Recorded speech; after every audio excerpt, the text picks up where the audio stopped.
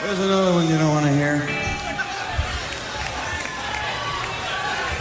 Frankly, either do I. 1, 2, 3, set, go.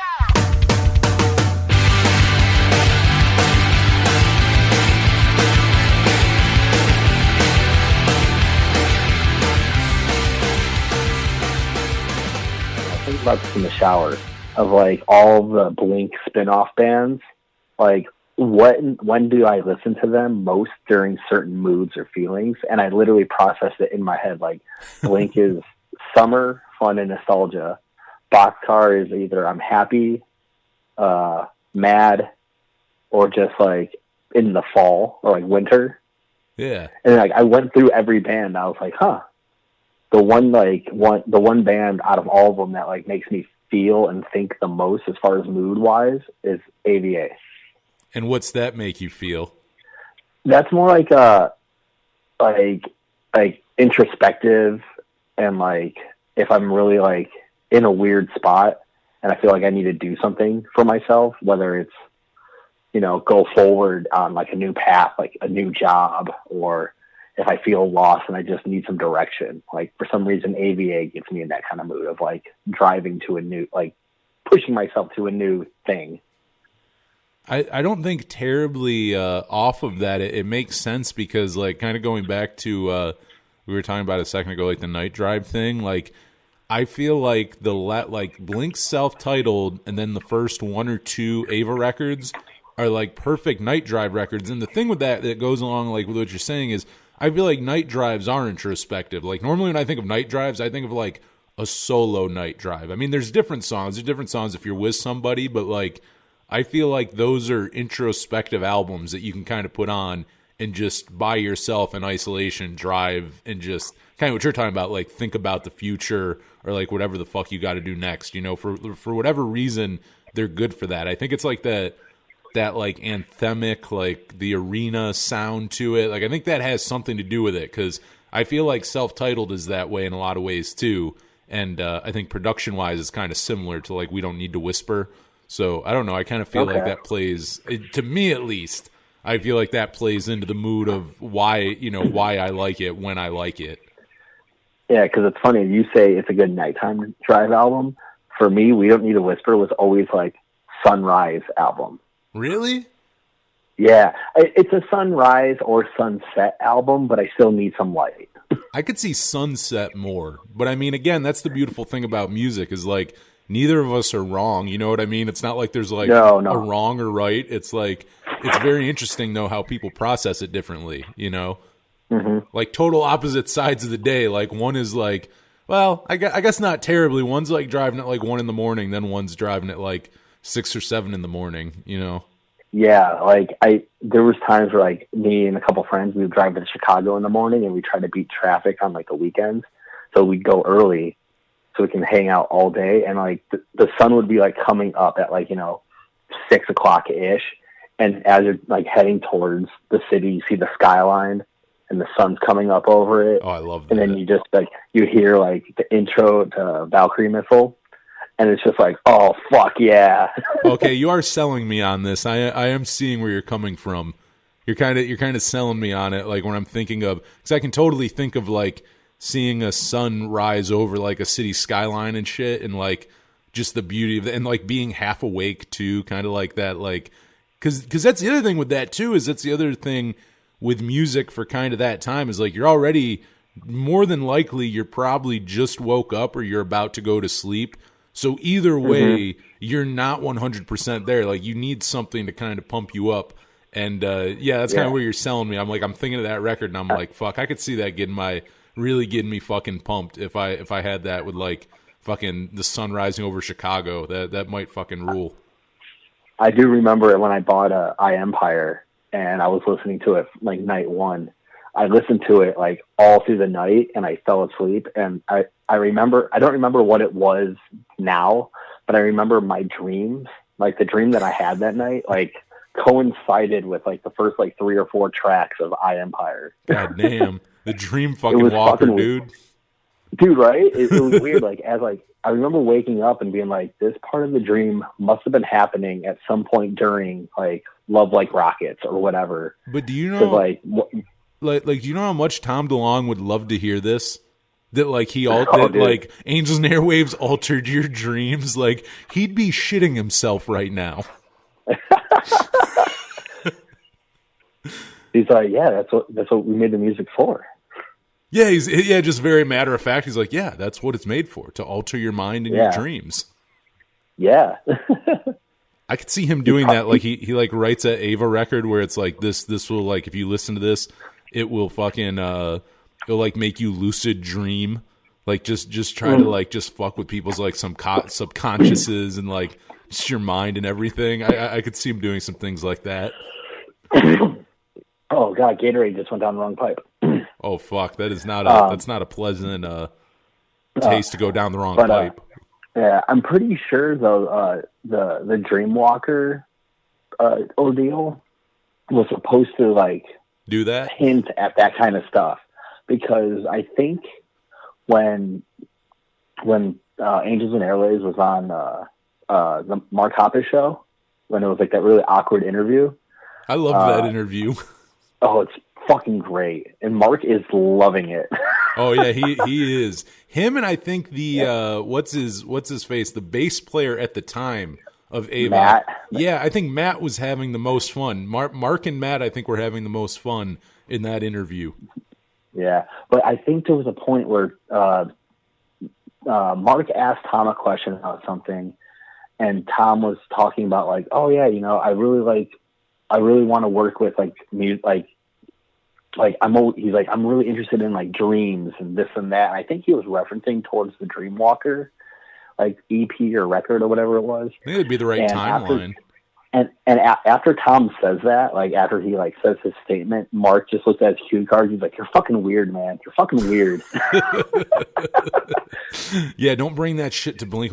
Those are the times where he's probably had. Well, I guess it doesn't matter now, but like then that like he still kind of had Ava, because like even though people may bitch that like okay like maybe like some of that bled into like the post reunion Blink, it's like I'm sure it's still good he had that outlet, because if he didn't, imagine then what like Neighborhoods and shit would have sounded like if he didn't have Angels and Airwaves to kind of get some of that stuff out, you know? Yeah, it'd be interesting to see like where that could have gone. Like not like interesting, like I want to hear it, but just like what could have been if like that outlet was available then. You know, to kind of, I guess I'm talking shit here and I've never really thought of this, but like the other thing too is thinking of the timeline. You almost feel like had Tom not been working like on Love during that time, like I wonder like that extra effort or like whatever it is, you know what I mean? Like more time and love into Blink instead of doing it at the same time. I feel like that might alter shit too. Again, I don't know good or bad, but it's just one of those things where you kind of talk about like the big what ifs, and that's kind of one, because it's like I forget that, you know, he was doing both at the same time, so it's not like Blink was maybe I don't even know if I'd say main though. I feel like they were juggled about 50-50. I don't feel like Angels and Airwaves went on the back burner. I feel like they both were kind of you know, half his time was in one, half was in the other. Yeah, definitely. You know, but I don't know. I feel like this sounded good around the time we were talking about you were talking about Blink and side projects and like different vibes and stuff. So I think we're going to fucking get into it. This is a bonus episode of the Power Chord Hour. Haven't done one of these in a while, but kind of, which, I mean, shout out if you haven't figured this out yet. My boy Kyle Steven here with us tonight. And kind of a really shout out to him. I mean, kind of a last minute thought, but Blink-182's pop punk masterpiece, Take Off Your Pants and Jacket, and one of the greatest album titles of all time is as well. They really did have a 3-2 punch or a 1-2-3 punch or whatever with Dude Ranch, Enema of the State, and Take Off Your Pants and Jacket. I mean, those are some quality fucking titles. But anyways, Take Off Your Pants and Jacket turns 20, at least as we're recording this. Maybe it's older now when you're listening to it. But I don't know, me and Kyle are going to talk about a little, not like our normal track by track. We're not even going to do that. It's just kind of bullshit and celebrate this record. Like, it's a great fucking record. I mean, Kyle, like, where does this one sit for you in Blink's catalog? I mean, is this, you know what I mean? Like, as far as like, if you were doing like your, would it hit your top 10? Would it hit your top 3? Oh, actually, that's stupid. Top 10. I don't even think Blink has 10 records. That was stupid.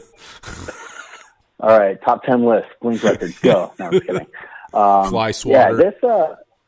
This record definitely sits in the top 5. It would probably teeter in the top 3, maybe depending on my mood. I guess like what would your top 3 Blink records be if I'm not putting you on the spot? I would have to say so Enema would probably be my number 1. Probably then, oddly enough, I would probably have to either do.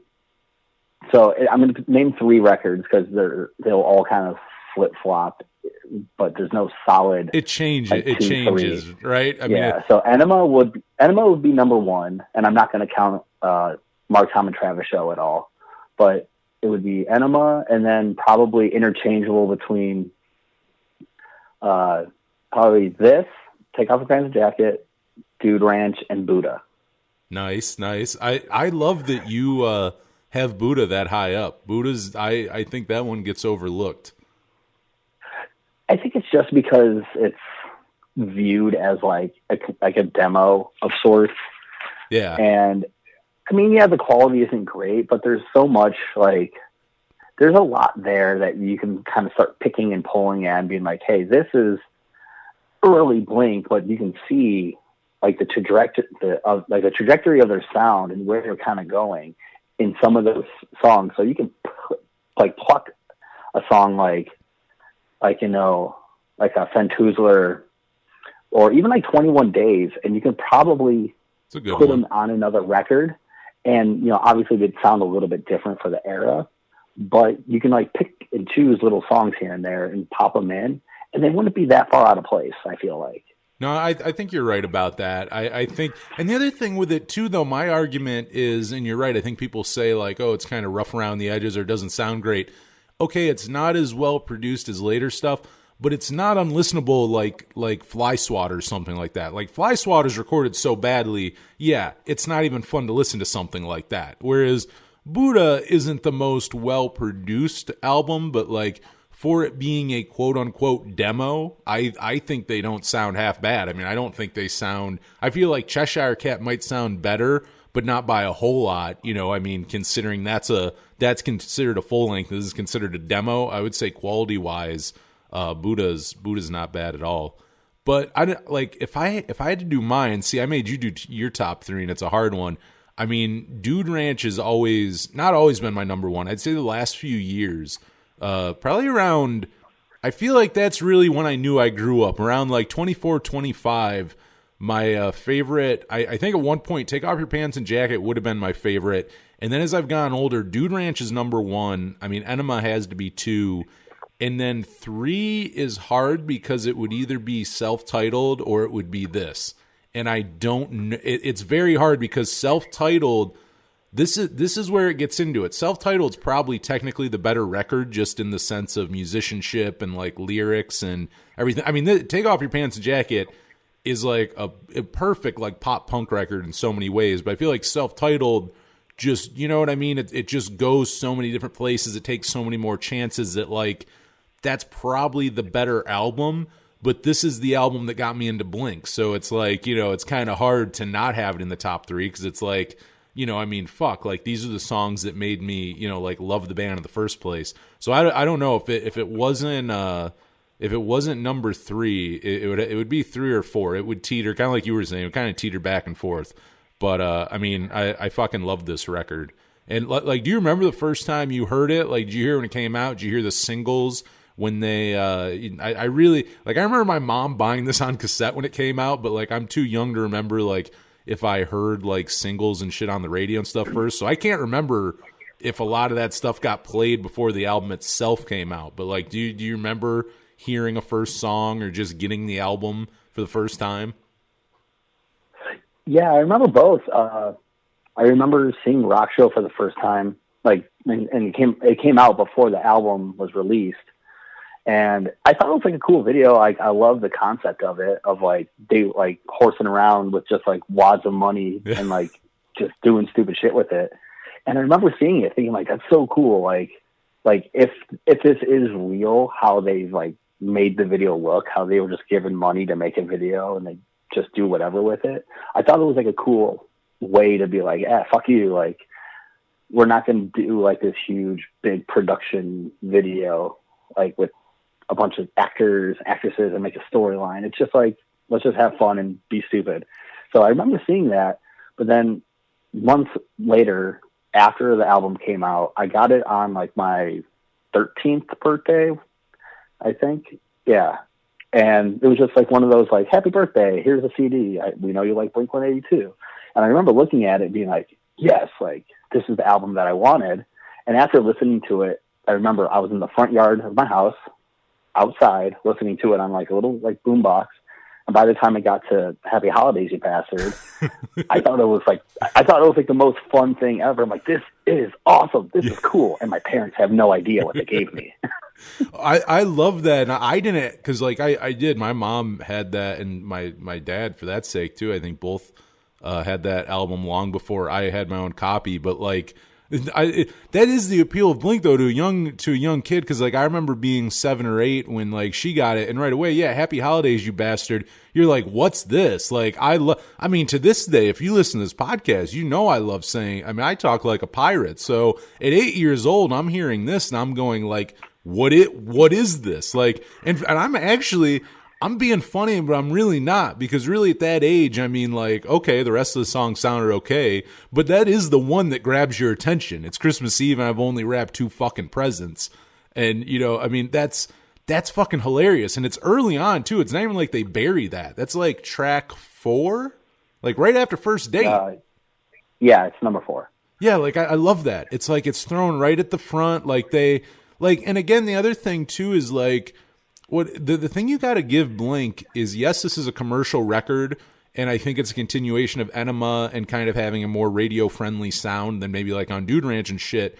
But they really didn't like if you want to say like integrity, like they didn't, and it kind of sounds funny, but like Blink's artist integrity, like you were saying, like the rock show is very much a Blink video. That is very much the kind of snotty fuck you attitude, like, you know, like we're a big band and stuff, but we're gonna like, yeah, we should do this big budget music video, but instead we're gonna get a homeless guy like a haircut and a lap dance. Like we're gonna like just destroy a van and like blow up shit. Like, I mean, they're gonna do that. And like, again, their major label debut, I mean, the first 2, you got Dude Ranch and Enema of the State, you're naming them.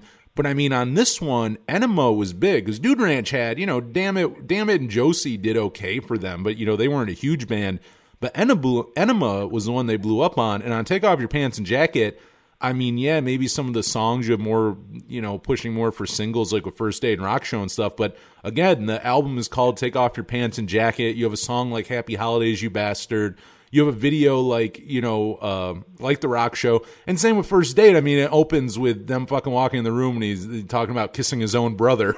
And he's like father, like son, or whatever. Like it's just, it's not like they tamed themselves. You know what I mean? Like, as they got bigger, they really didn't tame themselves. And then the bonus tracks on the fucking album too, I mean, are some of the filthiest songs. I mean, I'd say they outdid their older joke songs really on this one. So I mean, you really, as funny as that may sound, calling that artistic integrity, I mean, the whole juvenile humor and the youthful spirit of Blink, I don't think they lost that as they got bigger on this record. You know, I don't feel like, and same with that, they work with Jerry Finn and stuff again. It's not like they worked with like some other like Jerry Finn, I feel like kind of had it was, you know, like he worked with people, but I don't feel like Jerry Finn was like the biggest name in the world really until Blink got, you know, like Blink and Green Day and stuff. But like, you know, I could easily see like MCA being like, no, you should, you know, work with a Rick Rubin or like something like this. And we got to have whoever the biggest actors and actresses of 2001 were, like, yeah, we got to have them in the music video and like shit like that. And they didn't really do any of that. You know what I mean? Like they were on a bigger scale, but it's like they were still just, you know, telling dick jokes and stuff. They're kind of just still the same band. Yeah, like you said, like they didn't really lose Blink here. Like, Enema of the State put them on the map as far as, like, you know, mainstream recognition. Yeah. But this record, like, solidified their place, and it wasn't just, like, a one-hit done type of band. Like, they came out with The Rock Show and First Stay Together for the Kids. And, yeah, those videos were fun. I mean, granted, Stay Together for the Kids was much That's more the serious, funniest yeah. one. Stay Together for the Kids is the funniest video of all man. of them. I laugh with tears every time. Divorce is the funniest. Jeez, this is terrible.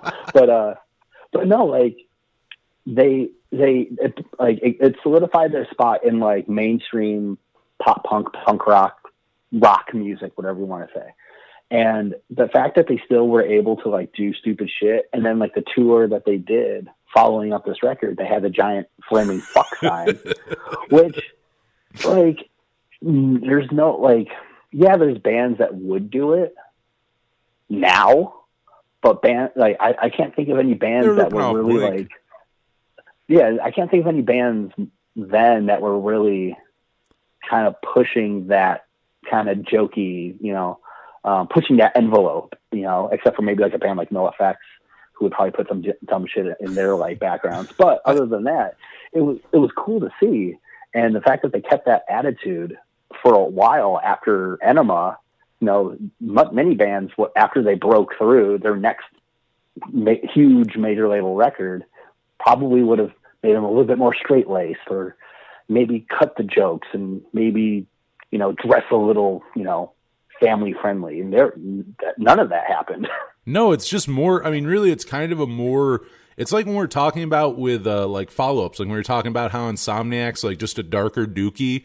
And this record, I feel, is just a more sleeker produced Enema of the State. You know what I mean? Like, they kind of, there's a couple, you know, like, and we've talked about it on multiple episodes before, but, you know, like the Stay Together for the Kids and that foreshadowing, you know, Boxcar Racer and, like, things to come and stuff. But, like, overall, I mean, yeah, they didn't do, like, a huge 360 and try to change shit. You know, they I think realized what, you know, what people liked about them in the first place. And I would even say too, like, I will say, I think there were some punk bands who were maybe not like the Flaming Fuck and stuff, but, like, there's bands like Guttermouth and stuff who were maybe doing, like, juvenile shit, but none of those bands ever were, you know, I mean, and I love those bands, but those bands were playing to, like, you know, like in dive bars and shit like that. Like, Blink was doing that on an arena level, like to mainstream. Exactly. Like that's what I always say is funny is, like, they were like children are going out and buying a record called Enema of the State and, like, watching, like, 3 grown men running naked on their TV and like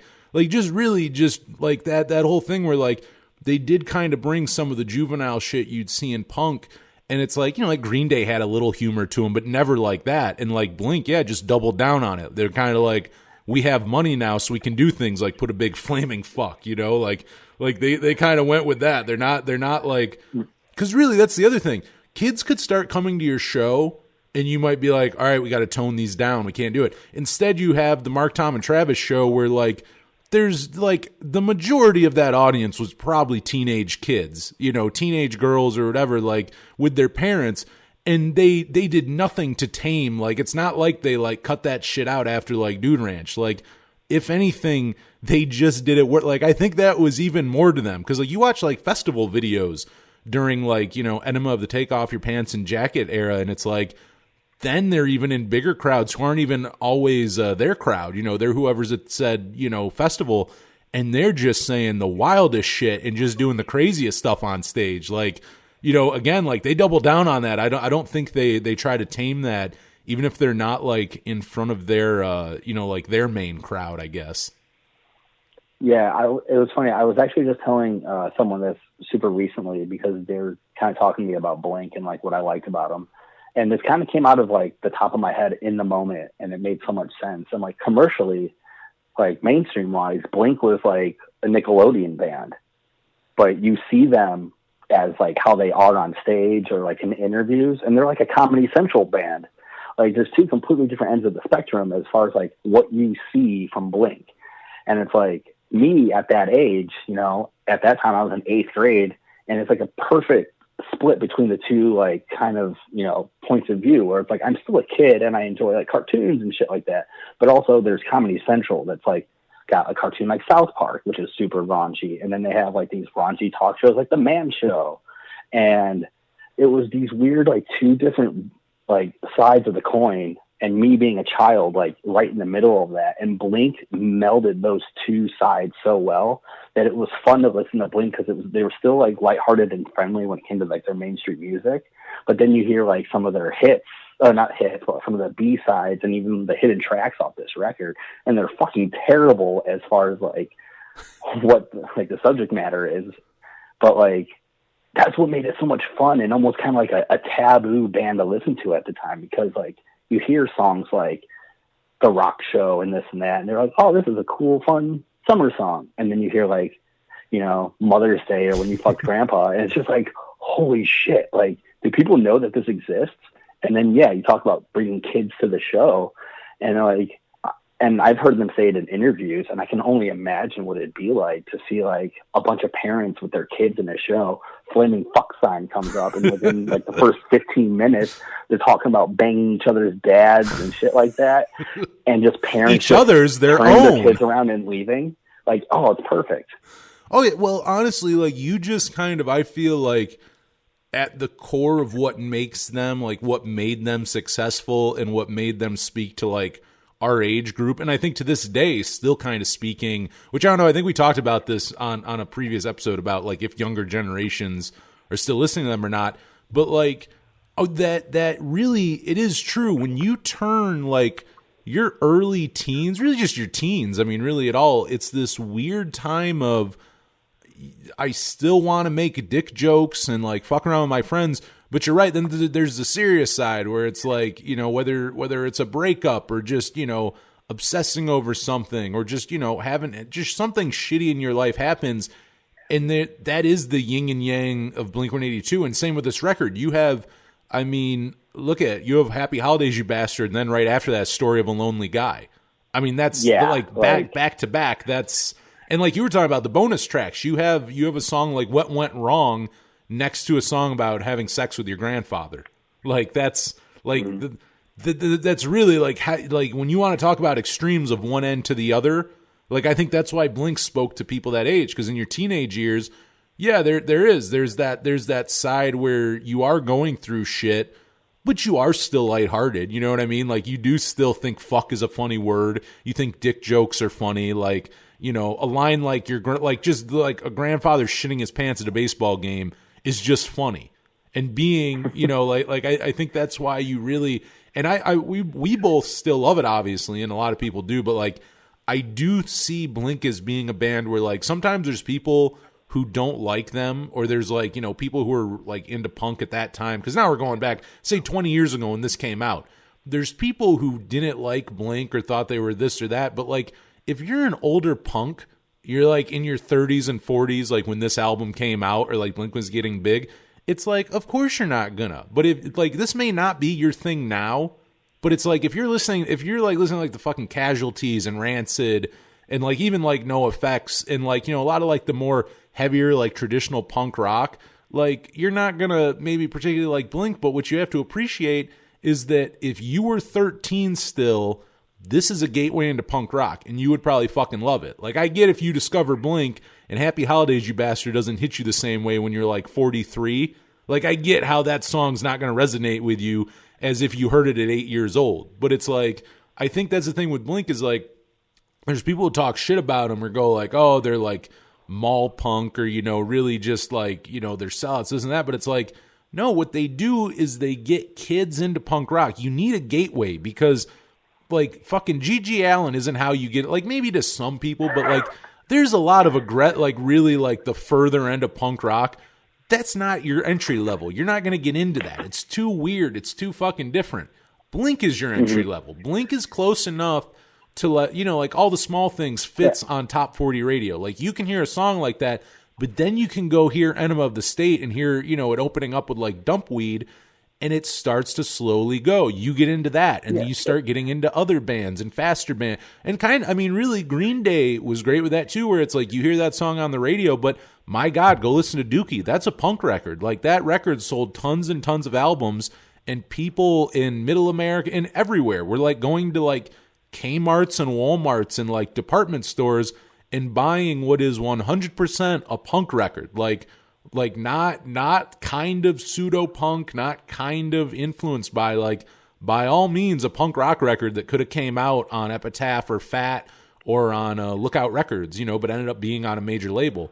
And same with Blink. That's why I think Blink and Green Day are both great for that, where it's like, look at, man, if you've been listening to punk rock for multiple decades and you don't like this because it doesn't sound like, I know people who really like Bad Religion who don't like Blink, who, like, when they did that tour when Enema was getting big, and Bad Religion kind of, I guess, I don't think it was a co-headliner. I think Bad Religion opened for him, but, like, I know people who have, like, kind of talk shit on, like, yeah, like, I had to go to this fucking show and stuff, but it's like, you know what? Blink was turning on how many people to Bad Religion and all these other punk, and Phoenix TX, who were there as well. But that's a little more on the Blink spectrum. But, like, how many people are Blink getting getting Bad Religion or the Vandals and shit into? Like, I know for me personally, I that's how I got into the Descendants and Screeching Weasel and Bad Religion and All, and just fucking just name a punk band, and it's like most of them I liked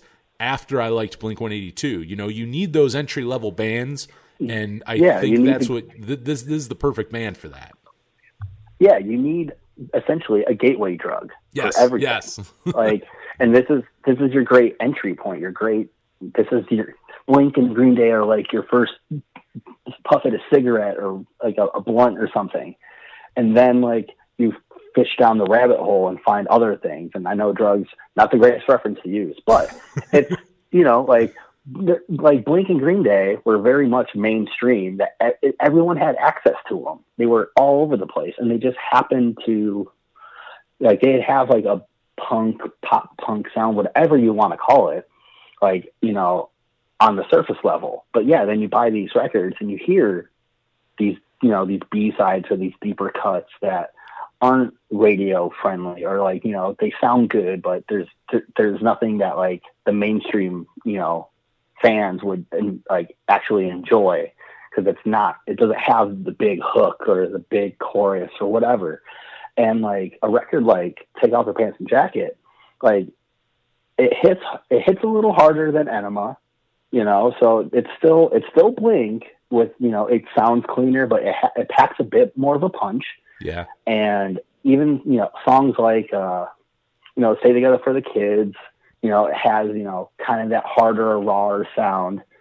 Even a song like Shut Up, which is, it starts with the line, shut the fuck up. Like, it sounds a little corny, but like, really, if you like listen to the lyrics, it's like, it has a real, like, deep meaning to it. And it just happens to have little goofy swears here and there.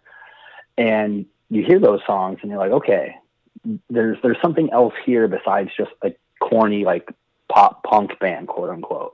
And then, like you said, from those songs, you might fall into like harder bands and stuff like that. You might find yourself listening to like a Glassjaw or something, and it's like the snowball effect. You just start absorbing more and more and more. And this record was a great example of that, because it had the corny poppy radio hits.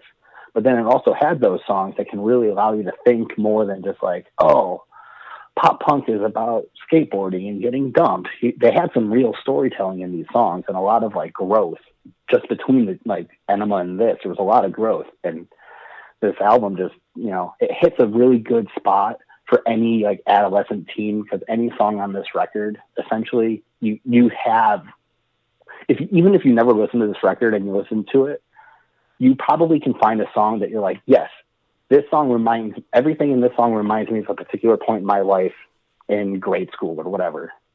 Oh yeah. As you keep getting older, I think that's the other nice thing about Blink, is Blink has a song for every occasion of your life. Like, you can kind of relate. Absolutely. Yeah. You kind of relate to like just about minus like I want to fuck a dog in the ass, like songs like that, maybe not so much, but like, you know, I would say most songs that Blink's written, yeah, you're gonna, again, it's like the relatability. Like I was just thinking of as you were talking about that, like the simplicity of something like Story of a Lonely Guy. Like I feel like that's one that I've always like really, like I think early on, that was one of the first songs on the album that I really liked that wasn't like First Date or Happy Holidays or The Rock Show. You know, basically not a single or a song that said fuck 50 times.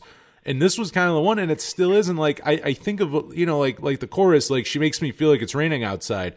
That's not like a super deep lyric by any means, but it's also not a bad lyric, and everyone can you know what he's saying. You know what I mean? Like it's very like again, like I'm complimenting how simple that is. Like it's a pretty simple line, you know what I mean? I'm sure there's people who have said things that are pretty close to that metaphor before. You know, you've probably heard things like that similar in songs, but it's like it works so well. And another one too I was thinking of, like kind of talking about delivery is you know, like you were talking about Shut Up, and like on paper, yeah, the lyrics kind of look kind of weird. You'd be like what? Like this song makes no sense, but Mark really, like, as funny as this sounds, like the fuck off that he gives in the chorus is perfect. Like it's like the way he delivers that, like the fuck off, I'm not listening to you, and like the whole song, the way he delivers those lyrics, it's like he's talking to someone. You know what I mean? Like when you hear it delivered, when you're not just reading the lyrics,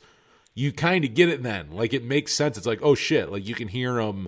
Whether it's which is always weird, because I feel like that song could either be about a girlfriend or it could be about like a parent or something. You know what I mean? It's kind of weird because I feel like it could be either. Like you could listen to that song as an adolescent and be like, yo, like, you know, like fuck you, mom, and then like, you know, 10, 15 years later be like fuck you, wife or girlfriend or like whatever. Like, you know, it's kind of like interchangeable, which again goes to the mass appeal of Blink, where it's like, you know, still keeping the dick jokes and everything, but writing songs where it's not just like punk, you know, punk kids will listen to you, but it's like everyone will, like just teenagers. Like again, like this is a band that I feel like people who don't even listen to pop punk, at least more around our generation, I think there's most people, even if you don't listen to pop punk, you like at least a few Blink songs. Like they have at least a few on a playlist, or, you know, I say iPod, but that's fucking outdated. Like, but you know what I mean? They like at least a handful of Blink songs,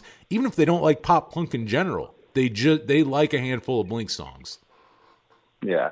And kind of going back to what you just said a little moment ago about, like Story of a Lonely Guy, and kind of like how that song kind of hit when, like, besides like Happy Holidays, You Bastard, and like a different hit, would you say that was probably like outside of the hits, like just on the track listing, that was like one of the first songs that like really hits you as like this song kind of like this band has a little bit more deeper meaning to you now, because it's not just like a goofy video or anything like that? 100%. And I say that because I think when I think of, I can tell you, because like, I mean, I heard it long before that, but when it finally started clicking for me, I was like in 7th grade. I was probably like 12, 13 when I really got into this record.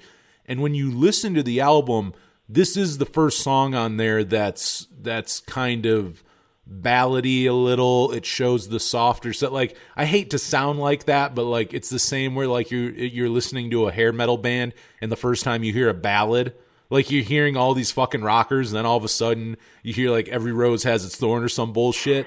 And it's kind of the same thing where it's like, it's been, you know, joke songs and singles, and, you know, I mean, you know, like Anthem Part 2 is an amazing start to the record, but like, you know, like Online Songs, great song. All the songs before Story of a Lonely Guy are great, but like it's standard Blink. I feel like that's pretty standard Blink, the first 4 songs. I feel like Story of a Lonely Guy is 100% the first one where you kind of go, oh, what's this? Like this is different from the rest of side A, basically. Like all of a sudden they kind of starts doing something differently. Like I 100% agree with you, and I think you're fucking spot on. This is kind of the first one of like, oh, okay, yeah, they're doing something a little different here. Yeah, because like even like that song, like another song that like at least like as I started listening to the record more and more, like there were certain songs that just kind of like I clicked with more quickly than others. And it's kind of a cornball song, but like at that time, at that age, like it was very much something that I was feeling was Give Me One Good Reason. Because it was very much one. like at that age, like I'm in 8th grade. I'm kind of, you know, grade wise, like we're all king of the castle and we're all like, we all think we're cool shit. And like me and like a small handful of kids, we were like the pop punk rocker kids. And if you look at us in like 6th grade, you know, 2 years prior, we weren't that way. And once we kind of got this attitude of punks and rebellion and wearing weird chain wallets and shorts that were way too long and like fox racing hats, that song, like for me, was very much like, this is kind of like my anthem of being like a quote unquote punk kid and finally finding myself and being able to kind of like show that off and be like, hey, this is what I am. Like, I'm proud of it. If you don't care, I don't care that you don't care. Like, fuck off. Like, this is my thing. And so, like, going from Story of a Lonely Guy, which was very much like a sad, like you said, kind of ballady song.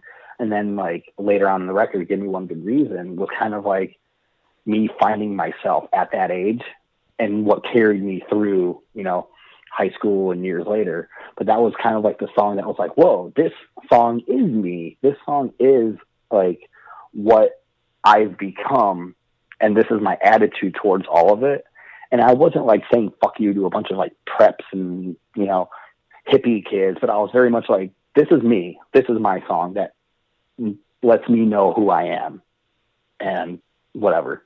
No, that makes total sense. It's like, I think the other credit to them is, you know, not like they were fucking old guys or anything like that, but like, you know, for being in their like mid to late 20s writing an album like this, like they never really forgot what being a teenager was like. Like there is a reason why they eternally, like why Tom DeLonge has had to this day still has a hard time getting away from that image of being like, you know, sideways cap with a fucking lip ring and like, you know what I mean? Like they really, even though they were still young, it's like they really were portrayed and I feel like represented, you know, like people who were like 10 years young, you know what I mean? Like, I mean, even Mark was like, I think 27, 28 writing this album. And it's like, you hear songs and you're like, God damn, because you're right. Like when I was listening to this at like 13, I'm like, they are like, Give Me One Good Reason is one of those ones where I think they are. They're describing like every kind of teenager or clique or like whatever it is. Like they're describing what you would see in like any fucking high school in any given year for like, I mean, still really, I mean, I would still say that's probably still prevalent song. I don't know how much any of that's changed. It's like, I feel like no matter what, they're kind of describing teenagers and the different personalities and things like that. And it's another one where, again, if you heard this album for the first time and you were like 38, I could see where a song like that might be kind of cringy, or not even cringy, but like it's not your favorite song on the album. It's maybe not the one you would blast when people are walking by you. But like if you hear that song for the first time and you're a teenager, oh, fuck yeah. No, I totally... It's funny how that works because I will acknowledge that. Like, I don't think that song's cheesy because I grew up with it. I think if I heard it later on, I might be like, well, it doesn't really resonate with me. But like, again, it's not made like this again is a great example. Like they're hitting the demographic and the people who I feel like they're, you know, the time in your life that they're writing about, your high school years, your middle school years and shit. Like that's what they're writing about. Adolescent, you know, young adult years. Yeah, exactly. And like, though they got that audience 100, like more than you could ask for. I think they 100% hit the mark. Like, again, older punks maybe didn't like them at the time, but guess what? It wasn't really for them. Like, you know, at that point, it's like, we're not really writing this for you. You know, it's like the people we are writing it for, they get it and they fucking love it, you know, and that's why albums like this were massive. Because again, it's like, there's just really that thing where I think a lot of people try to encapsulate what it feels like being a teenager or whatever. And obviously you do it later on in life, probably when you're not, you know, I feel like most albums written about being a teenager are written from people who are like in their 20s and 30s and shit. But like this one truly feels like they really, even at 27, or like whatever age they were writing that and singing that, you could imagine that was like a 15-year-old singing that song. Like, because the brattiness too, like they never lost that. Tom fucking has that bratty delivery and shit, which is amazing. Like it's one of his fortes, but like he has the brattiness and angst of a 15-year-old in that song, like in the best way possible. Yeah. Something else you said that it got me thinking, like, you said, like, as an adult, you like, give me one good reason probably wouldn't be the roll down your windows and blast it song, but what would be your roll down window and blast it song no matter what? Ooh, online songs I feel like is that might be one, because that's, as much as Anthem Part 2 is a great like opener, they just hit you right away. Like online songs doesn't fuck around. It just starts right away. Like that's it. Just Mark comes in. Like, I don't know. That might be the one. That one, or maybe Every Time I Look For You. That might be another one. It's a good roll down your. Most of that record's a good roll down your window summertime fucking drive. I mean, I know we talked about it, but like most of that record, besides maybe some of the more vulgar songs, maybe some of the songs that you eventually feel like you've aged out of, like most of that's very good. Roll your fucking window down, blast the shit out of it on a hot summer day. I mean, that's always like a go-to record for that. Yeah, mine would definitely be Every Time I Look For You. It's a classic. And maybe, I mean, for me, like, spoiler alert if anyone hasn't listened to it, but that song was my number one on the top 5 Blink list. I forgot that was your I knew it was on your list. I forgot that was your number one. Yeah. Yeah, so I feel like that song, like pretty much the entire song just hits you all the way through, but you're right. Online songs is a good one. But as far as like, I guess like another song for me that like, I feel like I can roll down the windows and it'll hit no matter what, is Anthem Part 2. Fuck yeah. Like just that instant, like the drum, the da-da-da, and then the guitar riff that kind of comes underneath it. I can remember hearing that the first time. Like that really does. That draws you in. It's like a fucking gunshot. It's like a goddamn gunshot. Yeah.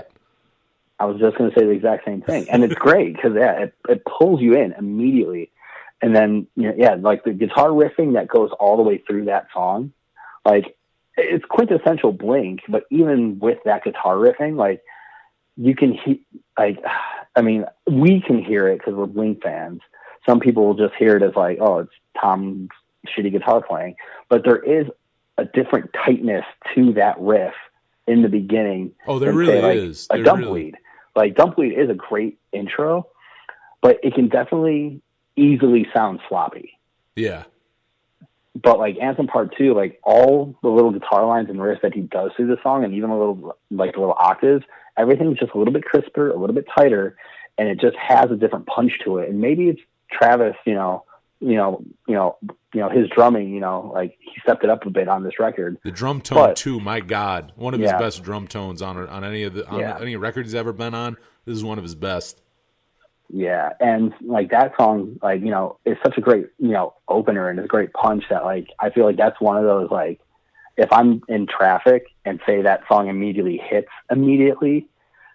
someone is going to look and be like, what the fuck was that?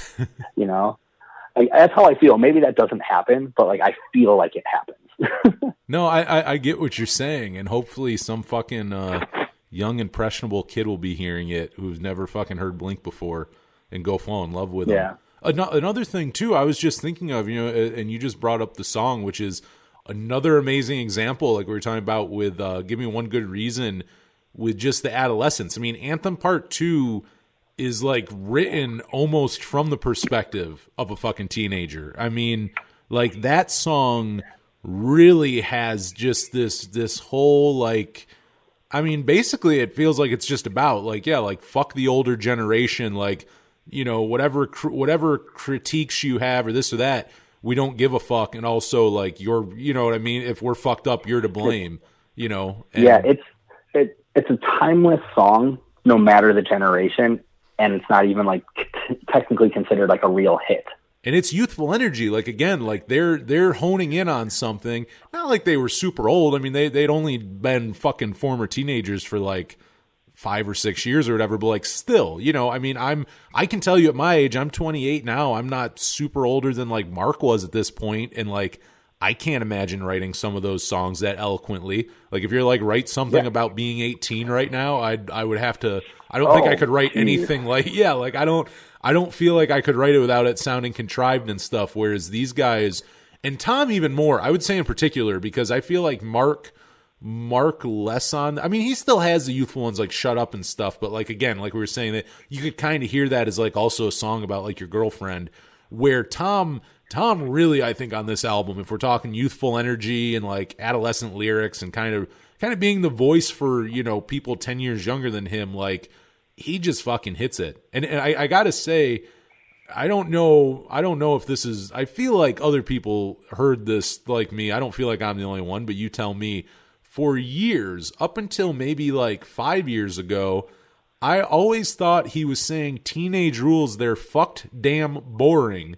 And obviously it's fucked and boring, but forever, I just thought he said fuck damn, which to me doesn't sound weird because they swear so much that I thought it was Tom's way of basically inventing a new swear word. Like it's not goddamn, it's fuck damn. Well, he also did like shit fuck. Yeah, exactly. Yeah, like is that would that be that far fetched for Tom DeLonge? Say teenage rules are fuck damn boring. Like I don't feel like that's that crazy. I never even thought of it like that because I've always heard it fucked and boring.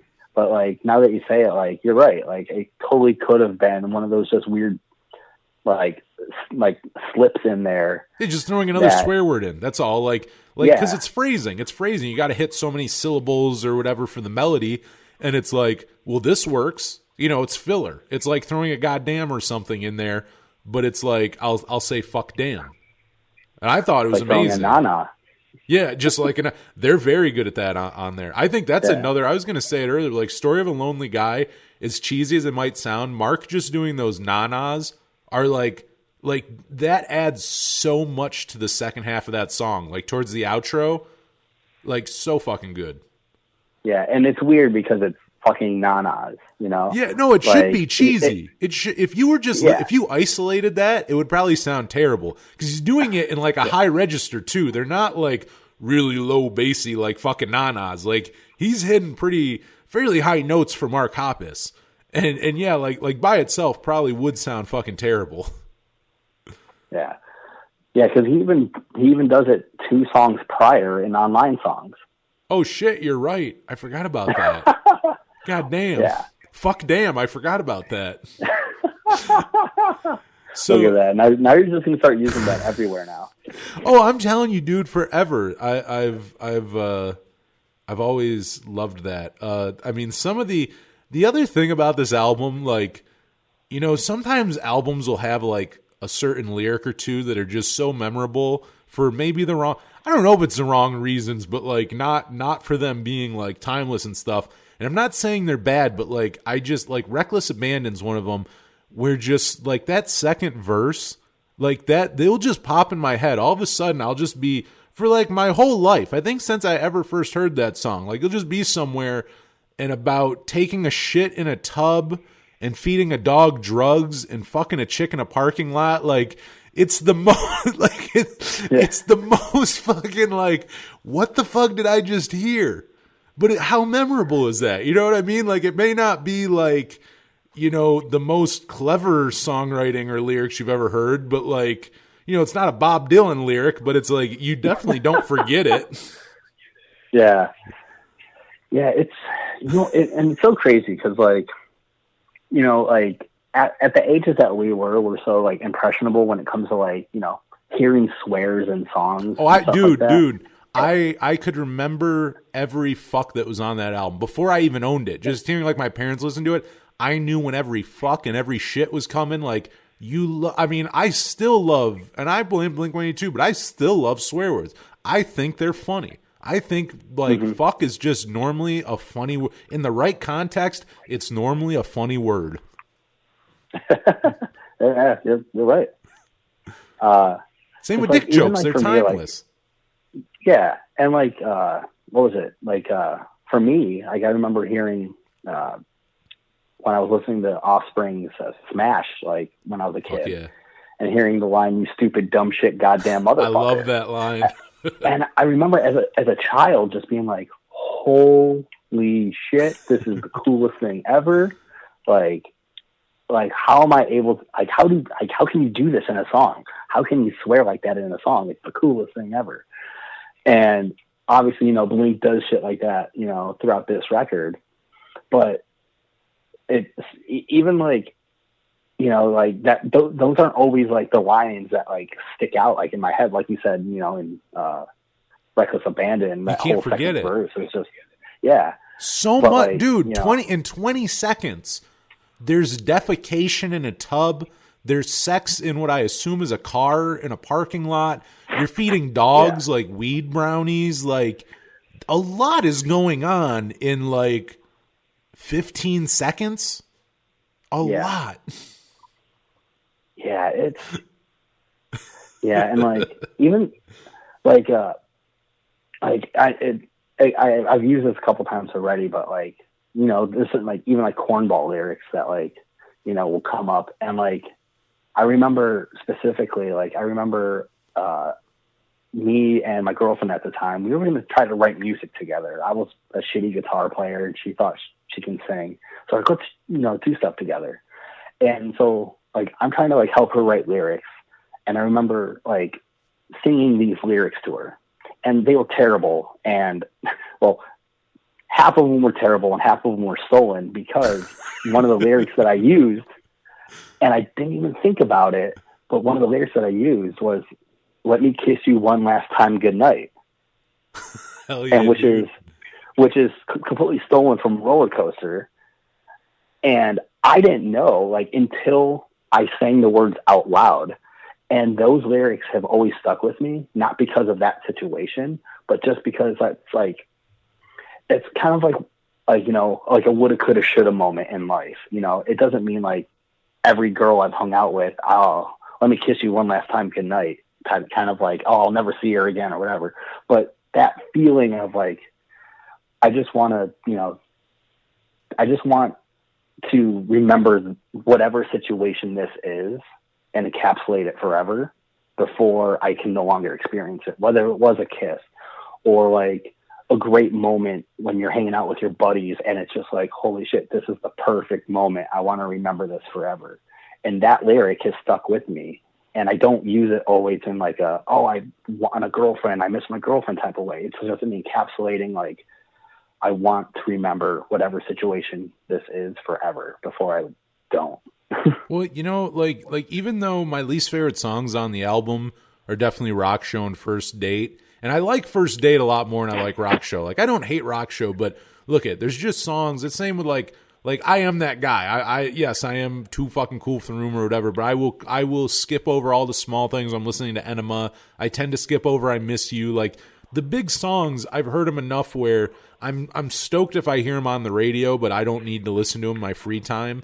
And I will say, though, for like First Date, like kind of talking what you're talking about, like they're just very memorable. Like, even though it may not be a super like deep song or filled with much substance, I mean, even just like Forever and Ever, let's make this last forever. Like, if you're writing a 3-minute like pop rock, like just love song, that's fucking perfect. Like, you hit it. Like, you just did it. It's the same thing where if you're trying to write like Anthem Part 2 about like being a teenager and just saying fuck you to, the older crowd or your parents or whatever, like, I mean, they did it. You know what I mean? Like, they really did it.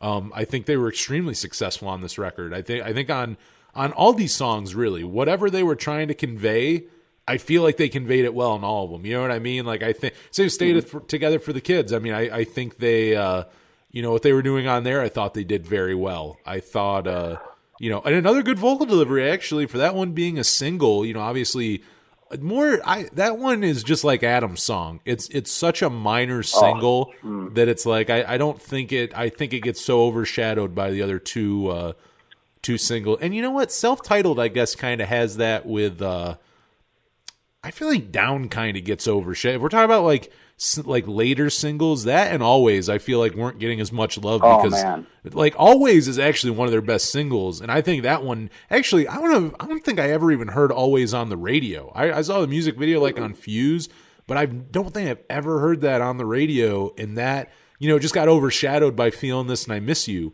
And I think Down overshadowed that more than Always. I don't think Down gets the love it deserves. But if I'm thinking all of them, I think Always on that record is the most overlooked single. Absolutely. I've definitely heard Down on the radio numerous times, and I don't think I've ever heard Always, which is a shame because Always is such a great song. The video was super cool, like the way it was filmed. Oh, it was so fucking cool. I love that video. And I remember hearing that like when they were saying like on MTV they were going to release the new Blink video, and it was going to be Always. I'm like, holy shit, this is one of my favorite songs off that record. What's the video? Like, what is it going to be? And like, once I saw it, I was like, oh, this is the best single that they've come out with in years, just because like in my head, I'm like, this song doesn't stereotypically sound like a Blink single. It sounds like new wave. It sounds like The Cure, like, which is what they're going for on it. But like, I love it because that song truly, you could make like an 80s mix with like new wave songs and just shit like that. And I really feel like you can throw that song on there and it fits. Like it stands on its own. Even like it fits in the scheme of the record, but it also fits outside of it. And that's the other thing too, is it's a different song, I feel like, for Self-Titled. Like it kind of, and I can't remember what song comes before it, but I know that like it really is like you know what I mean? It really changes shit up from where it was right before Always. Yeah. Like Always like changes the whole mood of the record there. Oh man. And goddamn that drumming too. That opening, like the he's hitting the side of the snare, I think, is just so fucking good. And that bass line too. That bass line, Mark, that's a solid fucking bass line from Mark. Yeah, like I mentioned in the previous episode, like the Alkaline Trio one with Warbrain being like one of the first official bass lines that I learned. Fuck yeah. Always was definitely probably within the next 5 songs that like I actually like took the time and actually learned. And that bass line was so much fun to play. And like I even tried playing it on guitar the other day, like as a bass line. I don't remember much of it anymore, but I had a great time trying to remember it because I remember like having fun playing that as a bass guitar riff. Do you have a guitar next to you right now? Because I feel like you should try for the audience. You should just try to play it. My guitar is next to me, but I haven't tried playing that riff in a while. I know, that's why I'm egging you on, because I know it's good. I'm being a dickhead, I guess. Yeah, you are. I always am. When am I not? Yeah. What's funny too is that bass line, he kind of goes back to like what he does in the beginning of Josie. He does the same thing where he's playing 2 notes at once, and I'm sure there's a real name for that, but like just the whole time he's just playing 2 bass notes. No, because motherfucker, see, here's the thing, motherfucker. In theory, you need 3 notes to make a chord. That's why I didn't say it was a chord. Okay, all right. You at least need 3 notes, I believe. So watch someone who knows music theory much better than I do. Someone who didn't take it at a community college. Write me and tell me I'm a fucking idiot. Yeah, I'm like the worst person to talk like music theory with because like I don't know shit about dick, and I'm just like, oh, power chord, cool, bam, octave riff, sick, single note riff, cool, like that's it.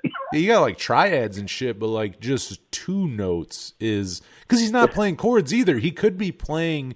He could, because he does play power chords sometimes, or he'll play the root and the fifth on the bass, but like he's not even doing that there. He's doing like basically he's playing it's the classic Blink chord progression. It's like in all of their songs, and he's basically playing it the whole time while holding the root note, while still holding that root note down. I think I haven't played Always in a while, but I do know it's easy to fuck that and Josie up because sometimes I'll go to play one of them and I'll start playing the other because they're both on the D and G string, and they might even start on the same. I want to say it starts on the same 2 notes. You start on it on the 4th fret of both of them. If you're listening to this at home and you have a bass in front of you, Go put your fucking fingers on the fourth fret of the D and G string, and pluck that for us, and let us know if it sounds right or not. Pause this and go do that. This is an interactive podcast. Yeah, right? Wait, hold on. Wait. Hey, that was a good riff, guy. Hey, you killed it. Keep going. Good job, buddy. Come on. Yeah. Oh, wait. That was a little flat. Let's try it again. Good job, buddy. But kind of getting back to Toy Patch really quick. Another thing that I feel like that they did really well with this, and it's oddly enough, it's not even like the songs that made the record, but it's clearly the songs that didn't make it and ended up being the deluxe like special edition versions that they made. Mm-hmm. And like for Blink fans, I don't know, or I guess music in general, but for this specifically in Blink, there's not many bands that I'm really aware of off the top of my head where like their hidden tracks are like amongst the main fans are just as well known as the hits. Like you can talk to like a Blink fan. The only other band who really comes to mind. Okay, yeah, that totally works as well. Like you talk to a Blink fan and they'll know all the small things just as well as like a what went wrong or fuck a dog or like don't tell me that it's over. Like it's one of those weird things that like they were never hits. Clearly, they were technically like almost like hidden bonus tracks on the special editions because "Please Take Me Home" had like was it technically 182 seconds of silence before those songs kicked in? Yeah, there's a big old break in between. There is, and if you forget about it, all of a sudden you get scared because then the bonus tracks start playing. Yeah. And yeah, it's one of those few things where it's just like, I know so many Blink or just like pop punk fans that know, like, they know Fuck a Dog and that song's hysterical. And that's always in like their funny, like playlist or their funny, like, hey, I'm going to go fuck with this person really quick. And it's just like, they have that song and they know it just as well as like, you know, the biggest hit that Blink ever put out. And I think there's something so unique about, you know, songs like that have such a cultural impact in the scene or in like the fan base that somehow these songs are so big that like no one should have really heard these songs to begin with, but they're just as well known amongst the community as the hits. And I think that's something great. And it's one of the few things that Blink did really well, especially on this album. I think you're very right about that. I think we're gonna, I think like I said, we'll keep this one kind of short and sweet. So we'll like start wrapping it up here. But a couple thoughts on "Take Off Your Pants and Jacket" to go back to that here. Mark and Tom, which one do you think had the better songs on here? I got to go Mark. It's hard, but I'm going Mark. Shit, because Every Time I Look For You is such a like my favorite fucking song, and so is Online Songs on this. I feel like he matured lyrically. He stepped up his game on this one. That's why I will say, if we're going, while you think of your answer and while I sway you with what I'm saying, obviously, here's why I'll say it. Tom, it's what we've been talking about, and I've been mentioning this whole episode. Tom on this record encapsulates what it's like to be 15, what it's like to be 13, what it's like to be 17, like whatever, be infatuated with a girl, break up with a girl, fucking do dumb shit with your friends, give dogs fucking weed brownies, like all those things. And like, they're great songs, but like I said, those are songs where I feel we have a better connection with them because we heard them at the age that we heard them. And if you hear those songs at that age, they're fucking magical. They're the greatest things you can ever hear. They leave a huge lasting impression on you. Obviously, they have a huge impact on us. Later on in life, they don't have the same thing. Now, with the Mark songs on this record, I feel like they've aged the best in the sense of you maybe could hear this record. I'll say this, and actually here, this is the last thing I'll say about it, and then I'll let you say whatever you're going to say, whether Mark or Tom. As you've talked about before, you do that Saturday thing where like at work you'll listen to albums that were like big that you didn't give a chance, you didn't used to like.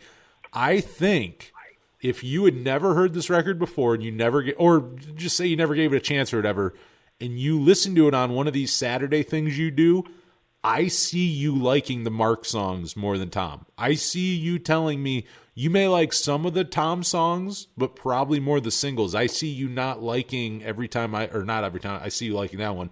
I see you not liking Give Me One Good Reason, maybe not Shut Up, maybe Anthem Part 2 you may still like, but not as much. Like, I see you being, I think, someone who came to this record later on, maybe even if they weren't Blink fans, could maybe hear one or two songs and go, oh, I like that. I didn't know Blink sound like that. And I think they'd be Mark songs. And that's all I'm going to fucking say. Yeah, I would say this because it's definitely kind of like a coin flip right now. But like it kind of depends on like, I guess my life, because like as a kid, like yes, I was a Tom DeLonge like fanboy. And you know what? Here, let me say this. I'm sorry for interrupting you. I know why I just had to do that. I 100% when I first heard this record, no, Tom DeLonge songs were the songs that those were the songs. When I got into this record at 13, the best songs on this record were Tom songs. For the first 5, 6, 7 fucking years, you know what? I'll say first 10. I'd say about first 10 years of liking this album, Tom would have been the songs that I picked. After 22 or 23, I now shift, and I will say the Mark songs. But I think that goes for just about every Blink release. I probably originally would have said Tom, and as I'm older, I would go Mark. Now, I'm sorry. I'm sorry for interrupting you. No, because that's kind of what it's at. It's like, if I'm trying to like think nostalgically and like really listen, like the songs, and that's the I problem. was listening to as a kid, it's the Tom songs. As I'm an adult, I definitely relate more to the Mark Hoppus side of things. So it's tough to call like what songs I like more because I loved the Tom songs as a kid, and I still love them now as an adult. I don't have the same feelings towards some of them, except for maybe like Anthem Part 2. Well, yeah, Anthem Part 2 and Story of a Lonely Guy specifically. Those are good ones. Maybe even Reckless Abandon a little bit, just because that's way youthful. Yeah, that's a classic. That'll always be a classic in my eyes too. Where like at least as an adult, Anthem Part 2 does have some adult topics, you know, politics, and, you know, kind of being screwed over. Like even like me as a 33-year-old guy, like I still like feel like sometimes that I'm just being fucked over by like the man or like, you know, the older generation, quote unquote, like my parents' generation. So I still kind of get that feeling. And Story of a Lonely Guy is just like kind of like an anthem for me where I am in my life. But also like the Mark Hoppus songs, like they haven't really like aged themselves too much. Like, yeah, you can pick out little things here and there, like just like the title Online songs. Like no one's really online anymore. Like if you really think of like the term online, it's like we're all connected nowadays just via social media, and like online isn't like going on AOL anymore. You don't even really have screen names. No one calls it a screen name anymore. I mean, it's a username's basically a screen name, I guess, but yeah, but no, I don't hear anyone be like, "Hey, what's your screen name?" Yeah, no one. I would punch someone in the fucking face if they asked me what my screen name was. I'd punch you in the fucking face. Now it's either what's your username, or or just like what's your social media. Yeah, what's your fucking socials? What's your handles? Yeah, the handles. Yeah, what's your handles? But yeah, no. So I would have to say, like all in all, if I'm just like young Kyle, adult Kyle, duke it out right now for the songs. You know what? I'll lean towards Tom. Fuck yeah, man. Yeah, there ain't no right or wrong answer. Yeah, it's not by much, but you know, it's a coin flip. But right now, like I would say Tom songs. Like even though I love Mark as an adult, like, and I love the way he like is really smart and witty about his lyrics. Like he has youthfulness, but there's still like, you know, good adult, like, you know, relatable things. Yeah. I still love it, but yeah, I think Tom still hits home pretty well. I feel like Tom songs, and this isn't always this case, but like there's a lot of cases where I feel like Tom writes songs about being in high school. Mark wrote songs about being in college. If that makes sense. I feel like Tom wrote the high school songs. Mark wrote the songs about being in college, like the years after, like a few years after high school, basically. Well, check this out. Put it in American Pie form. The first movie, what's the song that they play? Mutt. Whose song is that? Tom's. Oh shit, dude! Goddamn, bro. And then in the second movie, they're in college. What's the first song in that movie? You're that blowing they play? my fucking Every mind. time I look for you. God damn, dude, I like this. Look at that. Fuck, you're blowing my mind. You really are. You're blowing my mind right now, man. God damn. I fucking love that. I'm good. Yeah, they really. Yeah, you're right, and it is. I feel that way now. What did pop in my head, though, I will say there is one exception on this record. I think that as I've gotten older, the one Tom song that I think I like more as I'm older than I did when I was younger was Please Take Me Home. I think that one's more of if we're talking about that, I feel like that's more of a college age than a high school age song. I feel like that one's a little, you can kind of relate to that more and not just have to be a thing of like, oh yeah, like, like being 15 years old. I feel like that's one where Tom hits more of just a basic, just basic kind of thing, like Mark does. Like that's the thing about Mark is he's writing songs, I think, on that record that I think you can relate to at any age. Whereas the Tom stuff, it's more nostalgic. You're either relating to it because while the time you're listening to it, you're a teenager, or you're listening to it 20 years later, like we are now, and remembering what it was like when we were young and still had promise and fucking weren't old and jaded like we are now. Absolutely. Couldn't have said it better myself. Right. I mean, and if you got anything else too, we can definitely talk about anything else you have. But the only other thing I was thinking about was another question just to bring up before we kind of close it down is any songs on this that you think of should have been singles? And I'll also throw this in. It's a two-parter. Songs that weren't singles that you thought have been singles, and are there any songs on the record where you think Hindsight shouldn't be on there? We kind of brought this up before. Like, Don't Tell Me That It's Over. It's a B-side, but it's such a massive song, musically. Yeah. That it definitely should have been even just on the bass record. But it has that feeling of like kind of like a hit song, because it's one of those, like, in my head, like if I were to make a music video of it, it would play out exactly how the lyrics go. Like the very opening lines, like, I hear the phone, it rings so violently. Like the video can like on like a normal, like corded dialed house phone, and it zooms in and the phone just starts ringing, and that's how the song hits. And that's how the video goes. And it just follows the lyrics beat for beat. But like, Don't Tell Me That It's Over, I think would have been, even What Went Wrong, realistically, which would have been so neat, because that would have been essentially up until like the California era, that would have been their first acoustic release as like a hit or like a single. Ooh, Boxing Day. I guess. Well, Boxing. I would say Boxing Day was kind. Yeah, I mean, technically that was a single, I guess. Yeah, but yeah, I mean, What Went Wrong definitely has that feel of like kind of like a hit of sorts. But I guess like Every Time I Look for You, even like Reckless Abandon, I felt like could have been a hit. Yeah, I could see. And, you know what? Including at the time, now that you say that, at the time and what was on, like, say, rock radio or alternative radio, that intro and everything, I think would have worked fucking perfectly in like a block of music on like fucking K-Rock or, whatever like alternative radio station, you were listening to in 2001. Mm-hmm. Yeah. And I guess if any song could have been like taken off, or maybe and you don't have to, but record. I'm just saying, if there's one you don't care for, could remove. I won't force you to take anything you don't want off.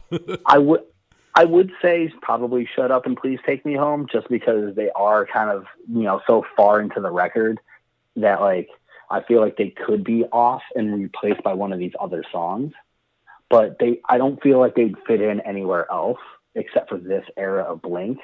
Yeah, I agree with that. Those B-sides, what I love about them is they sound like just like they are a time and place.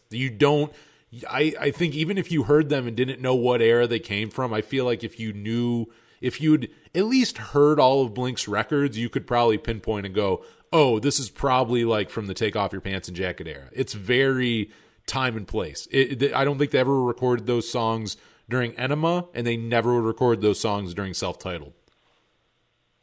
Yeah, I can see that. I will say, too, I feel like, and we mentioned this on the Boxcar Racer record or episode, I remember us talking about this, but like, I'm totally with you. I think in a world where There Is was a hit single, I think What Went Wrong would have also been a good fucking single. Like, it's that thing where, and really that's kind of on the record label's fucking side too, because they could have tried marketing it like, oh, and I think they did it to a degree with Stay Together for the Kids, where it's like, this is the more serious side of the band. But it's like, they could have kind of done that where it's like, oh, this band who at this point, you're familiar with like all the small things and What's My Age Again, like that funny band who runs around naked. And then you hit them with What Went Wrong. And it's like, again, it's not the world's deepest song, but it's like an acoustic, it's acoustic and kind of like well-written sad track. And it's like, it shows a different side of them. I think that would have been interesting. The parallels are too close, but I'm going to say it anyway. It would have been Their Good Riddance. Ooh, fuck. Do you think, okay, now let me ask you this. Do you think it would have been as big for them? Because now I think it could have been because I was going to say, I feel like it could have been a big song for them, but I don't feel like it would have been as big as that. Because I feel like that's one of Green Day's biggest songs, like probably even in like top 3 or 4 most well-known Green Day songs. And I feel like this song would have been a decent sized hit, but I don't feel like it would have overshadowed even like First Date or The Rock Show. I think it probably would have met the same fate as like Stay Together for the Kids in terms of popularity. Yeah, like, and the thing with like Good Riddance, the thing that would made it so different by comparison, realistically, is that Good Riddance kind of like, at least from probably our generation, maybe a little bit older, I don't know about much younger, but that became like every like graduation song. Every fucking ever. Graduation. Yeah. And no, like you can't do What Went Wrong for that, obviously, but like What Went Wrong would have been like the staple, like breakup, like acoustic song for kids in that same age window. Now, again, like that's, it's not the same, like graduation songs. Those are like big fucking mainstream, like Vitamin C. Like, I was just thinking of Vitamin song, C. Yeah, graduation. Like that's a completely different vibe, obviously. But like, as far as like how good of a hit What Went Wrong could have been, and like the amount of people, like even fans that weren't Blink fans, probably could have heard that song and been like, I fucking feel that song. Well, that's why I feel like that song, just like There Is, like if you put that out, even absolutely. People who wouldn't have liked the rest of the Boxcar Racer record still would have loved the fuck out of that song. They would not change the channel when they heard it on the radio. They may not have given a fuck about I Feel So or anything else on the record, but you could have, there's so many people who would have at least just, and that was a single technically, There Is. And I guess that's maybe not so much on the record label. That's just the song didn't get as big. But I mean, none of those Boxcar Racer songs got as big as they should have. But with this one, they didn't try at all. At least with there's a music video and it was technically a single. With What Went Wrong, I mean, fuck, it's buried as a B-side on a bonus CD that you had to go buy too. It's not even like the standard edition. Like that song's buried when you think about it. You know what I mean? And like you said, Blink fans, it's cool because they know these songs.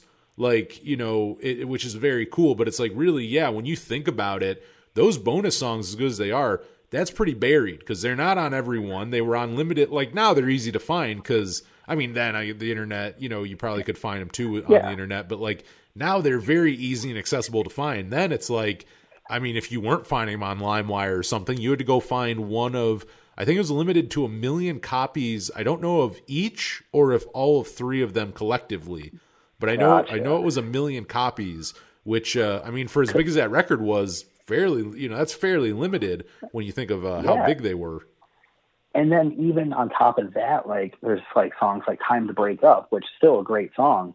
But like the closest thing to a mainstream audience that it ever got to, and this is like a huge stretch, is when All Time Low covered it on like one of those Pacific Ridge Blink-182 I forgot about that releases. And then even like on the same there's people who hidden think that's an track, all-time low version. song for sure. Yeah, I can see that. But also like a song like Mother's Day, which how like that's like okay, it's a stupid song, yes.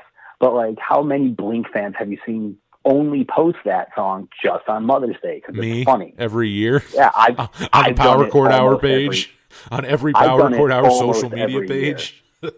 Yeah. Yeah, and, you have to. It's juvenile and funny.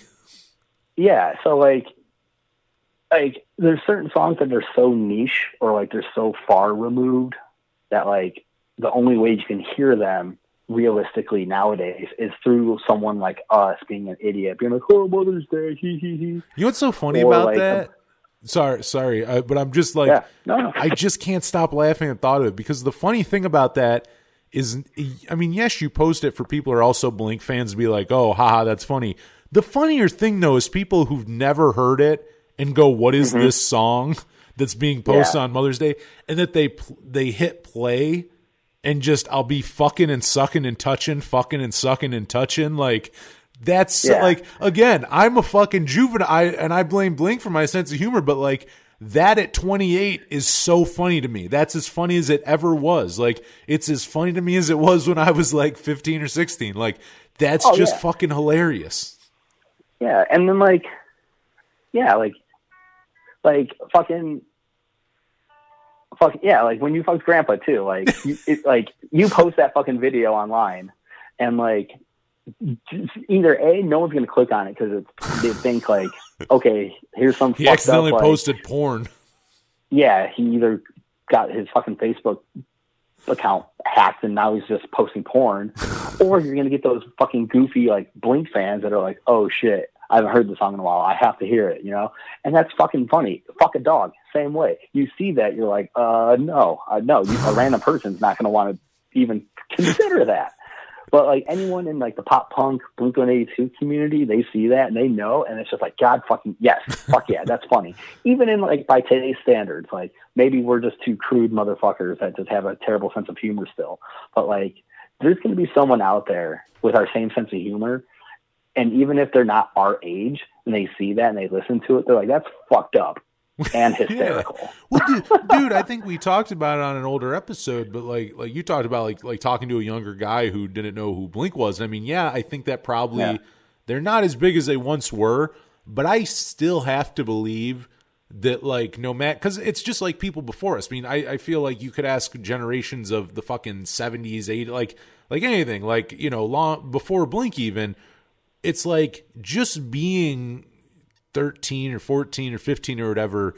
And those songs, like the dick jokes, the music videos, like the whole aesthetic of Blink-182, like, I mean, obviously maybe the wardrobe and shit might be outdated at certain times, but like the message and the music and like that whole youthful energy and shit, like I just have to imagine that it doesn't matter. Like there's still young people finding it. You know what I mean? Like, it'll just always be one of those things where it's like, it doesn't matter what generation, you just have to be young and angsty and it's going to speak to you. Like, that record will, whether or not it stays huge. I mean, the other thing is in 20 years, maybe, now you hear the Rock Show and First Date fucking on everything to this day, but maybe in another 20 years, Blink is forgotten. But it's like, even if that's the point, even if that happened, which hopefully it doesn't, but even if that happened, I think even then you'd have young people still finding, it may be the obscure cool thing. I mean, who knows? Maybe in 20 years, it will be like the cool hip band to like, because no one's listening to them anymore. Like the cool, obscure old band. But like, I mean, really, it'll be like a time where like now, like it'll be the equivalent of like, listen, like, and I love, Buddy Holly's good shit. Like I listen to Buddy Holly, but that's very, very old. You know what I mean? Like that's not something that I would say every 28-year-old is listening to. And there's going to come a time where with Blink, it's not going to be, and I think we're already there, where it's not on the standard 18-year-olds, whatever. I think there was a time where, again, it doesn't matter what genre you were into.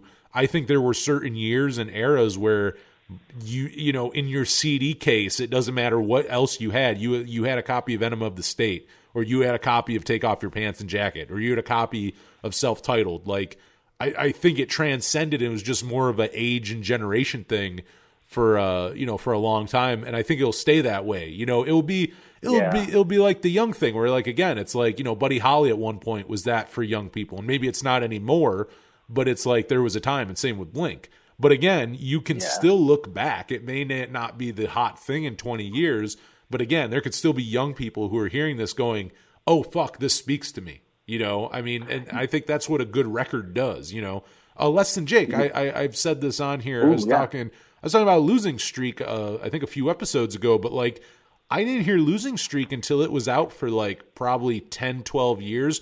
But like, even when I heard it in like, I don't know, 2013, 2014, like it was a long fucking time. Like, and I'd listened to Less Than Jake for years before I heard that whole record. But even at that time, even that record being, a decade plus old, it still spoke to me as like a 22-year-old going like, oh fuck, like they wrote this album for someone in their early 20s. Like, that transcends just your, you know what I mean? Like, people of a certain age, like that will transcend to just people who just are dealing with life. It doesn't matter how old the record is. It's like, yeah, this record came out 20 years ago, but like it speaks to me on the same level today as it probably did, 20 years ago. And I think Blink will continue to have that on the same level as they do now. No, sadly not, but no one does. You know what I mean? It just, that doesn't happen. Nobody. There's kids now who don't know who the fuck the Beatles or Elvis are. And if you told that to somebody in the 1960s, they'd go like, they just wouldn't believe you. You know what I mean? It's like, that's just life. The pop culture and everything moves on. And, but they'll always have a fucking, little mark in pop culture, or a big one, really, not a small one. I think they'll always have a pretty big mark for, decades and decades of pop culture. But, I don't know. I mean, I'm kind of out of things. I fucking love this record. I mean, is there anything else you want to touch on or talk about as we close up here? Not necessarily, but I do want to say one little thing, and I had to kind of look this up and backtrack in my head a little bit of this conversation. But we actually touched on every song released with this record, wait, whether did it we? B-sides or not. We touched on every song in some way, shape, or form. Wait, I think we have to learn how to do this then, because we've only been doing this for 90 minutes. And, if anyone's ever heard us touch on every song on an album, it normally takes 5 fucking hours. God damn. Hey, we're learning. Look at that. Yeah, we're God, maybe that's the way to do it, is to not have it. Funny enough, the least structured episode that I literally texted you like 2 hours ago, you and Zach, and went, hey, if you're around, this is random, and it's not even a main episode. It's just kind of like a bonus thing, like today's the anniversary. Want to fucking talk about Take Off Your Pants and Jacket? And you're right, and we really did. We went way more in depth than I thought we would, but in a really short amount of time. Look at that. 2021, new year, new us. Yeah. New year, new us. It took us halfway through, but we're doing it. And I mean, our we're boy, growing up just like Blink did. I guess this is growing up. That's another great fucking line. Our boy, he couldn't be here, and his phone might have been dead actually, because I talked to him earlier in the day via, which was very confusing because Zach's phone died, and he messaged me earlier. Which, huge fucking shout out to Zach. If you listen to the show, you fucking have heard him on tons of episodes. But my boy got me Dirty Nil cassettes for Record Store Day, which I was not expecting. That was very nice of him, because I really fucking wanted those. But anyways, his phone died, so he messaged me on someone's Facebook, but it wasn't his, and they weren't my friend. So like, and I didn't read the whole message. At the end, it was like, oh, hey, it's Zach, my phone died. But all it said was, hey, don't buy those Dirty Nil cassettes. And like, at first I'm like, what the fuck? Like, who's this like, and how did they know? Because I was thinking about buying those Dirty Nil cassettes, but like, I didn't really tell anyone. I mean, I guess I told you and Zach the one day in the group chat, but like, I really didn't like post online like, hey, I want these Dirty Nil cassettes. So I got so fucking confused. And then I read more, and it's like, oh, don't get them because I got them for you. And I'm like, who the fuck? Like a stranger's telling me not to buy them, and then they bought them for me. What the fuck? And then I read on, and yeah, it was Zach. But huge shout out to him for that. And yeah, it would have been rad to have him on. I know he loves this record. I'll speak for him and say that he thinks this is a fucking dope record. and he loves Take Off Your Pants and Jacket, and I think it's probably one of his favorite. I'm not gonna like fucking tell you what his top 3 are because that wouldn't be very right, but I would assume if I was a gambling man, and I kind of am, I do enjoy gambling actually, I would probably put money down that this record's in his top 3. I would probably. Yeah, right? You think so? I mean, you know Zach well enough, I'd say, from talking to him and shit. I feel like this would be up there for him. I also say it like there's really not that many Blink records when you start to think about it, because then it gets to like I love some albums, like some of their records are like, okay, like Neighborhoods is good, but I just know that's not going to be like top 3. Like you get to a point where it's like, I don't feel like they have that many records in the grand scheme of things, because when you start thinking about it, again, like you couldn't do top 10, and even a top 5's kind of like, I don't feel like that would be all that difficult. Well, and also the problem is that like the amount of gaps in between albums in the later years. Yeah, that's true. Like that's very true. So you forget that like there was years with no record or no band in general. So like you would think like, after like for fans like us, like out of all the songs that we know, you would think there'd be more like records like associated, but there's really not. And like I always laugh when I see like when I look at like a random band's like in like Wikipedia or something, and it's like 14 studio albums and like 9 EPs. I'm like, holy shit! Oh, dude, done 9 full lengths. Like it's so weird.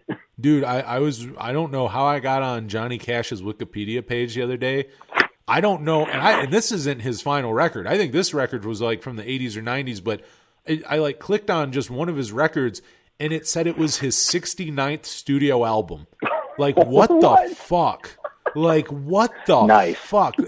I mean, yeah, number one, nice, and number two, like, they can't be like after a while, are they? Because that's the other thing too with bands with a whole lot of records. Like after a while, you also go, well, what's the quality of those? Because it's like, are you just putting them out to put them out? Like, so I will say that. But I would, you know what I just thought of too, and I'll shut the fuck up here because like we said, we were closing up as I keep talking.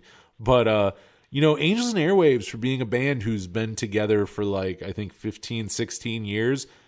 I can't off the top of my head think of how many albums they have, but they have to have at least 5 or 6 full lengths. They have to have almost as many as Blink has had for being a band for 20-something years.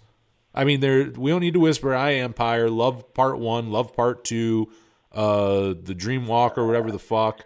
That's 5, and I think there's another 1 or 2 after that. Like Chasing Shadows, maybe? I really don't know off the top of my head. Like, you know what? Like, I have my phone in front of me. Let me look because now I got to look. I'm literally scrolling through Wikipedia right now. Okay, well, dude, do you see how many studio albums they got, bro? So they show at least like for discography.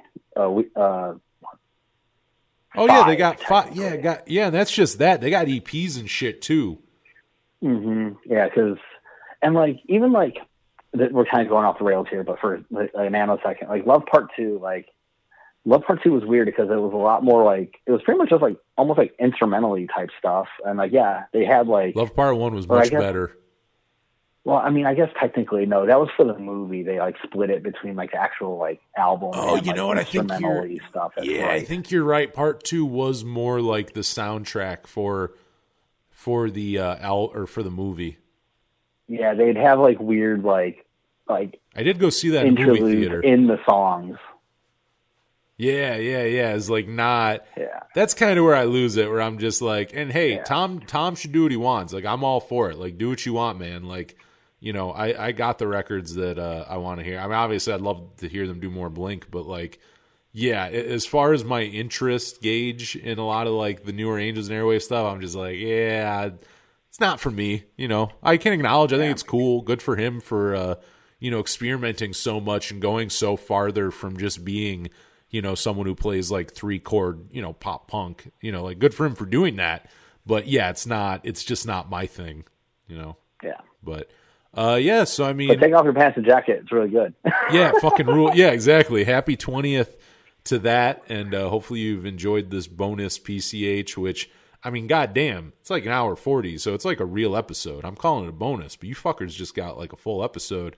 And give me a follow at Power Chord Hour, Twitter, Instagram, and Facebook. Follow us on Spotify. We put up playlists from the radio show there every week. And listen to the radio show every Friday night, 10 to midnight Eastern on 107.9 WRFA in Jamestown, New York. And you can stream that from anywhere in the world at WRFALP.com. You'll see the big old streaming button. And do that. And hit me up, powerchordhour@gmail.com. I got free Power Chord Hour stickers. I'll send you some, or you just want to talk shit. Tell us that our opinions are wrong or that they are right. Any of that, good or bad. Hit me up, powerchordhour@gmail.com. Right? Send hate mail there too. Yeah, sure. And if you don't like it, you can fuck a dog in the ass. I think there's a song. Wait, that's Grandpa, though. Yeah, when you fuck Grandpa, yeah. Damn it, I fucked up the joke. All right, you fucked the wrong one. Dude, you... How funny is that? Okay, this is why, and this is what we should end on. This is why this album's so good. The fact that you could mix up a song about fucking a dog, you mixed up with a song about fucking your own grandfather. The fact that those two songs are on one album, I just want you to think about that for a second, that it's even possible for you to mistake on a record. I'm a terrible Blink fan. No, Everyone, not calling you out. Send your hate mail to me. Just no, I'm not giving out my email. Just send hashtag Joser. Send your hate mail to the Kyle Steven on Instagram or Kyle Steven on Twitter and tell me how much of an idiot I am. And follow him while you're at it. He's a good follow. And a good buddy. And a good fucking talk. And probably a good husband. So hit him up. He's probably a great husband. Let's kiss each other. Oh, fuck yeah. To Blink? Only Blink. To only Blink. Let me kiss you one last time. Good night.